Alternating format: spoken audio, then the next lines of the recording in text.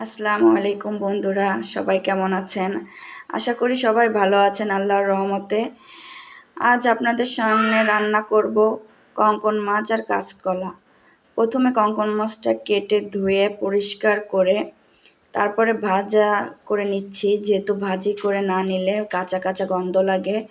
এই জন্য প্রথমেই মাছটা কেটে ধুয়ে পরিষ্কার করে ভাজি করে নিচ্ছি। মাছটা ভাজা শুরু করে দিলাম। ভালো করে মাছটা ভাজতে হবে। এই গরমে রান্না করতে ইচ্ছা মোটেই করে না, তারপরও রান্না করতে হবে। রান্না না করলে কেউ খেতে পারবে না। ছেলে মেয়ে ওর পাপা অফিস করে এসে যদি খাবার না পায় তাহলে তো হবেই না। খাওয়া দাওয়ার তো দরকার আছেই, না খেলে তো কাজ করতে পারবে না। কষ্ট হলেও রান্না করা লাগে।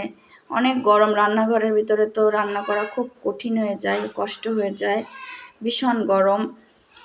তারপরও রান্না করতে হবে। যাই হোক, আমি মাছটা ভালো করে ভাজি করে নিলাম। এরপর মশলাটা কষাবো। এই যে মশলাটা সুন্দর করে কষিয়ে নিচ্ছি। মশলাটা কষানো হয়ে গেলেই তারপরে আমি কাঁচকলাগুলো এর সঙ্গে কষিয়ে নিব।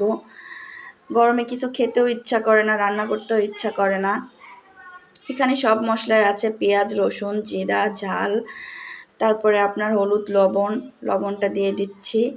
হলুদ মানে যাবতীয় যেটা লাগে রান্না করতে, জিরার গুঁড়াটাও দিয়ে দিচ্ছি। সব কিছুই দিয়ে রান্না করব।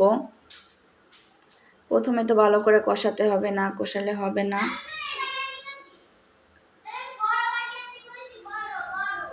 একটু পানি দিয়ে নিব, মশলাটা পুড়ে পুড়ে যাচ্ছে। একটু পানি দিয়ে মশলাটা কষালে বেশি ভালো হয়, মশলাটা আর পোড়ে না, ভালো করে কষানো যায়। এইদিকে কাঁচকলাটা কেটে ধুয়ে রাখছি। কাঁচকলা আলু একসঙ্গেই দিয়ে দিব। রান্না বান্না করা, ছেলে মেয়েকে সামলানো, সংসারের অন্যান্য কাজ সব কিছুই একা হাতে করা লাগে। রান্নার কালারটা অনেক সুন্দর আসছে।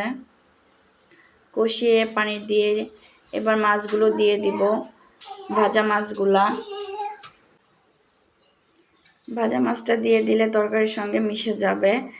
এজন্য তরকারিটা প্রায় হয়ে আসছে, বলক উঠে গেছে। তরকারির কালারটাও অনেক সুন্দর আসছে, ঘন হয়ে গেছে। দেখতে পাচ্ছেন কত সুন্দর কালার আসছে। এবার খাওয়ার পালা।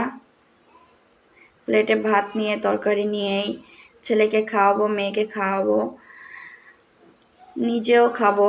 দুপুরবেলা খেতে তো হবেই। যদি আমার ভিডিওটা ভালো লাগে অবশ্যই লাইক করবেন। আজ পর্যন্ত, আল্লাহ হাফেজ।